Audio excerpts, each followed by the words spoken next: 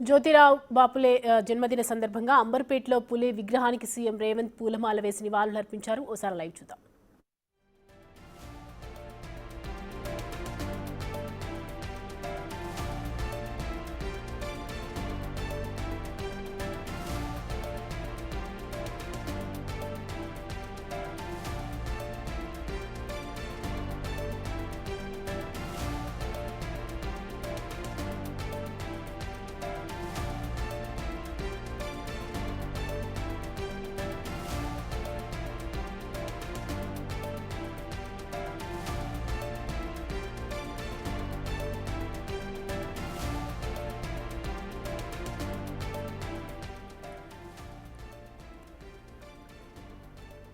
బడుగు బలహీన వర్గాలకు ఆదర్శమైనటువంటి జ్యోతిరావు పులే జన్మదిన సందర్భంగా పులే సేవలను కొనియాడుతూ సీఎం రేవంత్ రెడ్డి హైదరాబాద్లో ఉన్నటువంటి అంబర్పేటలో పులే విగ్రహానికి పూలమాలలు వేసి నివాళులర్పించడం జరిగింది.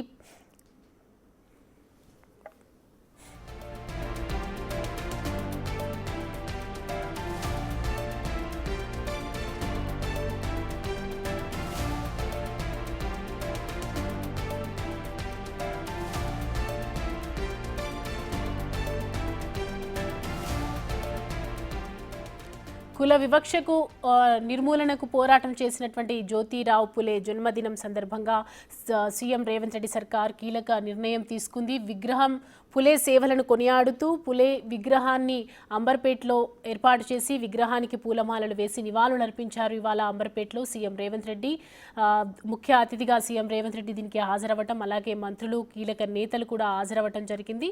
జ్యోతిరావు పులే జన్మదినం సందర్భంగా పులే సేవలను కొనియాడుతూ సీఎం రేవంత్ రెడ్డి ఇవాళ హైదరాబాద్ అంబర్పేటలో పులే విగ్రహానికి పూలమాలలు వేసి నివాళులర్పించి పులే గొప్పతనాన్ని వివరించడం జరిగింది.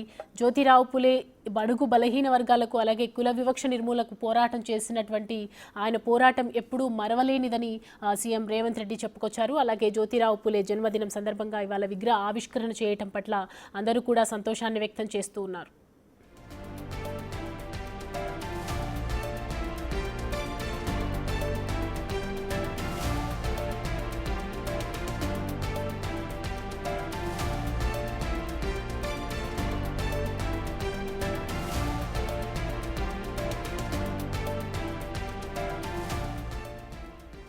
రైట్, కుల వివక్ష నిర్మూలనకు పోరాటం చేసినటువంటి జ్యోతిరావు పులే ఆయన చేసినటువంటి సేవలు మరవలేవనివని జ్యోతిరావు పులే జన్మదినం సందర్భంగా ఇవాళ రేవంత్ రెడ్డి సర్కార్ కీలక నిర్ణయం తీసుకుంది.